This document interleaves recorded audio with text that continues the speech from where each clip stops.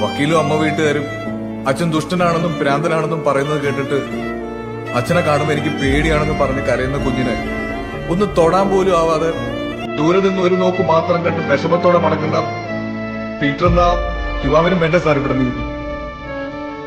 ഒരു പുരുഷന് നീതി കിട്ടുവാൻ അവൻ മരിക്കണോ? എനിക്ക് അപ്പനെ കാണണ്ട, നമുക്ക് വീട്ടിൽ പോവാം.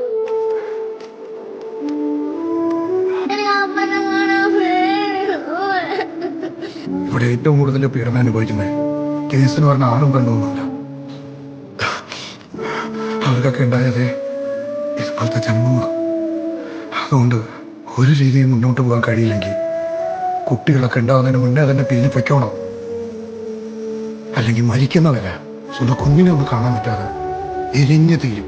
പീറ്റർ എന്ന് പറയുന്നത് ഒരു വ്യക്തി മാത്രമല്ല, ഇങ്ങനത്തെ ഒരുപാട് വ്യക്തികൾ നമ്മുടെ സമൂഹത്തിലുണ്ട്.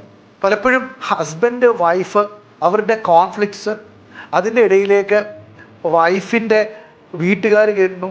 അങ്ങനെ ആ വീട്ടുകാരും ആ വൈഫും അല്ലെങ്കിൽ ആ മദറും കൂടെ ആ കുഞ്ഞിൻ്റെ ഉള്ളിലേക്ക് അടിച്ചേൽപ്പിക്കുന്ന കുറേ സ്ക്രിപ്റ്റുകൾ. അതായത് നിൻ്റെ അപ്പനെ കൊള്ളില്ല, നിൻ്റെ അപ്പൻ മാനസിക രോഗിയാണ്, ആ അപ്പനെന്ന് പറയുന്ന വ്യക്തിയെ ഒരു വില്ലനായിട്ട് ചിത്രീകരിക്കുന്ന ഒരു കാഴ്ചപ്പാടുണ്ട്.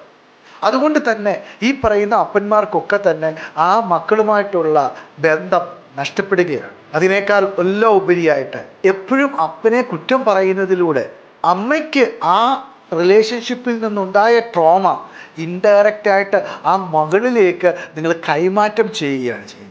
നിങ്ങളുടെ റിലേഷൻഷിപ്പ് എന്തെങ്കിലും ട്രോമ ഉണ്ടായിട്ടുണ്ടെങ്കിൽ ഒരു കാരണവശാലും അത് മക്കളിലേക്ക് കൊടുക്കരുത്.